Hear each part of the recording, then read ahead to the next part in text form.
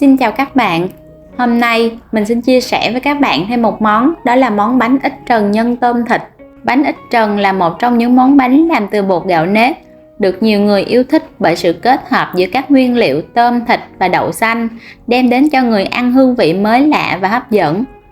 Vỏ bánh mềm dẻo, nhân tôm thịt đậm đà, thêm hương thơm của mỡ hành làm cho bánh có mùi thơm cuốn hút, vừa ngửi đã thấy thèm. Cách làm bánh ít trần nhân tôm thịt bằng bột gạo nếp tuy có nhiều công đoạn nhưng lại rất đơn giản. Nào, các bạn hãy cùng mình vào bếp để cùng nhau thực hiện món bánh này nhé. Đây là những nguyên liệu mình dùng để làm bánh. Mình có một bịch bột nếp Thái. Ở đây mình chỉ dùng 300g thì được khoảng 20 cái bánh đó các bạn. 100g thịt bằm, 200g tôm đã được làm sạch và cắt nhỏ. Các bạn có thể dùng thịt ba chỉ thì nhân bánh sẽ béo và ngon hơn.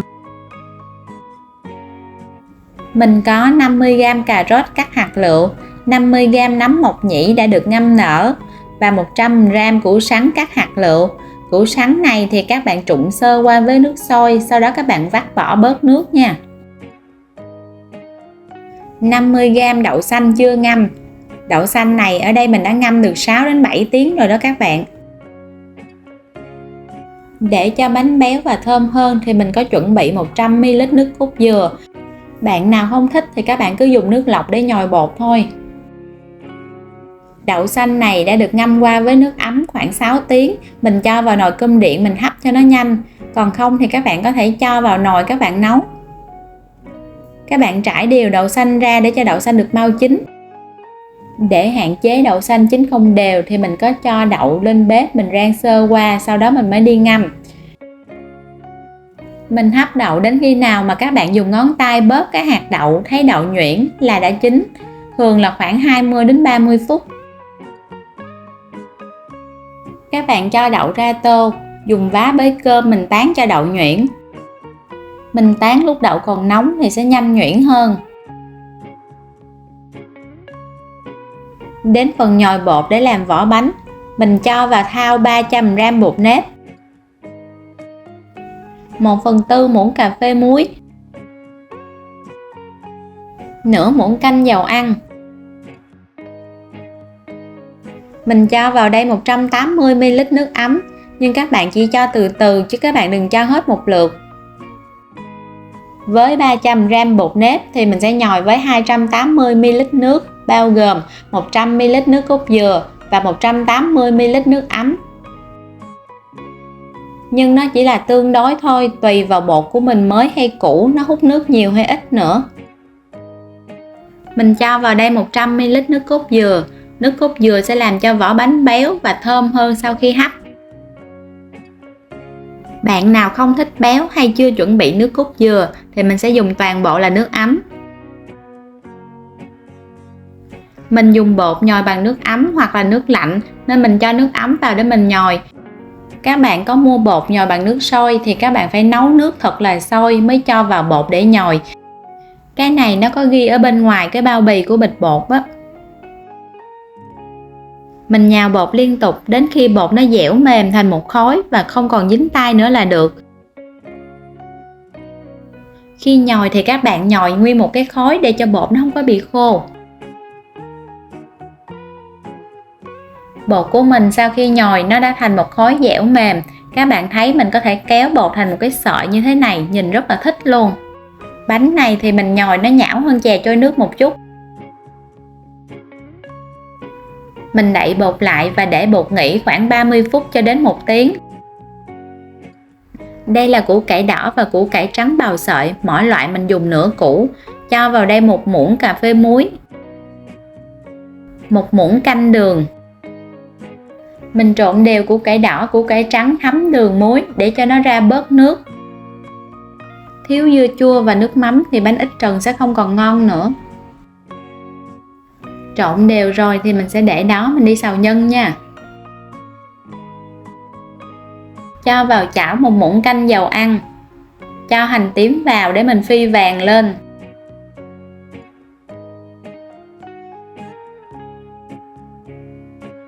Hành tím vàng rồi các bạn sẽ cho thịt băm vào.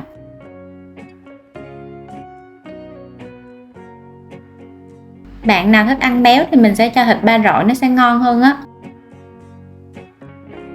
Thịt săn lại thì các bạn sẽ cho tôm cắt khúc này vào để mình xào. Tôm chín đỏ thì các bạn cho củ sắn, cà rốt sắc hạt lựu vào. Mình xào sơ qua cho củ sắn và cà rốt này vừa chín. Thì các bạn sẽ cho thêm nấm mộc nhĩ vào.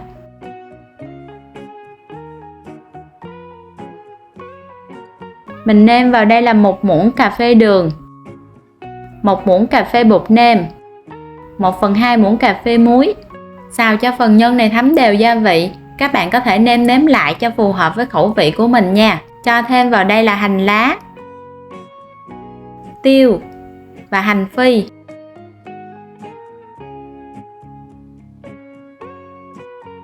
Cuối cùng mình sẽ cho đậu xanh vào. Các bạn xào cho tôm thịt và đậu xanh này hòa quyện lại với nhau. Rồi mình sẽ tắt bếp và để cho nguội bớt. Sau đó các bạn sẽ đi vò nhân. Trong lúc xào các bạn để lửa lớn cho phần nhân này không có bị ra nước.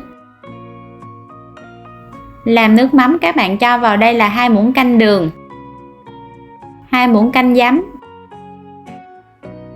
2 muỗng canh nước mắm và 3 muỗng canh nước lọc. Khuấy cho cái chén nước mắm này tan đều gia vị.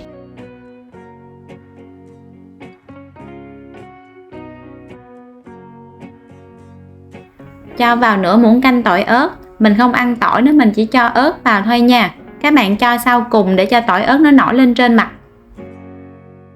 Củ cải đỏ và củ cải trắng mình ướp lúc nãy nó đã ra nhiều nước rồi nè. Các bạn sẽ vắt bỏ cái phần nước này đi nha. Mình cho vào tôm 1 muỗng canh đường, 4 muỗng canh giấm. Khuấy cho đường tan. Và cho vào đây 200ml nước lọc. Cuối cùng sẽ cho phần củ cải đỏ và củ cải trắng này vào để mình ngâm. Vậy là mình đã có một tô dưa chua và một chén nước mắm ăn cùng với bánh ít trần rồi.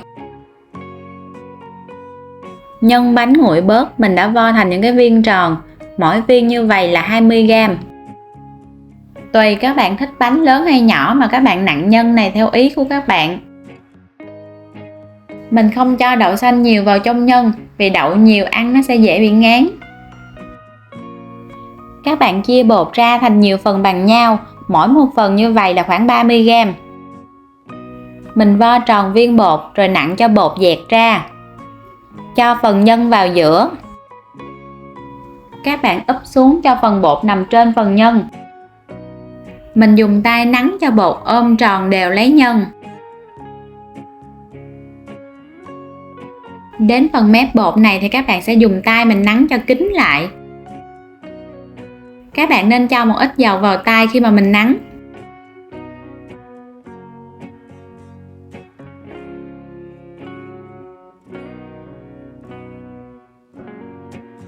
Cuối cùng mình cho bánh trong lòng bàn tay, vo đều đến khi bánh tròn và đẹp mắt là được. Nặn bánh xong thì mình sẽ cho bánh lên những cái miếng lá chuối đã được cắt nhỏ. Trên mỗi miếng lá chuối thì các bạn sẽ thoa một ít dầu để cho bánh đừng có bị dính sau khi hấp chín. Các bạn cứ tiếp tục nặn cho đến khi hết bột và nhân. Sau đó các bạn sẽ cho vào trong nồi để mình hấp bánh. Nhân mình đã xào chín nên chỉ cần hấp bánh trong khoảng 15 đến 20 phút. Khi bột bánh chuyển sang màu trong là bánh chín. Khi hấp bánh thì các bạn để lửa nhỏ vừa và xả hơi trong lúc hấp để bánh sau khi hấp xong vẫn giữ được cái hình tròn như ban đầu. Bánh sau khi đã để nguội, bây giờ mình cắt bánh cho các bạn xem thử nha. Bánh rất là dẻo mềm. Khi ăn bánh ít trần, các bạn sẽ cho thêm lên bánh mỡ hành, hành phi, chan một ít nước mắm chua ngọt. Để ngon miệng và đỡ ngán hơn thì các bạn sẽ ăn kèm cùng với dưa chua, dưa leo và rau sống. Mời các bạn cùng thưởng thức bánh với mình nhé. Vỏ bánh mềm dẻo, nhân tôm thịt đậm đà, vị bùi bùi của đậu xanh, vị béo của nước cốt dừa, hương thơm của mỡ hành rất kích thích vị giác.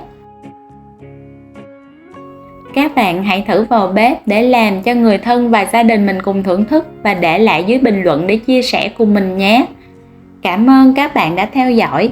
Các bạn ấn đăng ký kênh để ủng hộ mình nhé. Goodbye.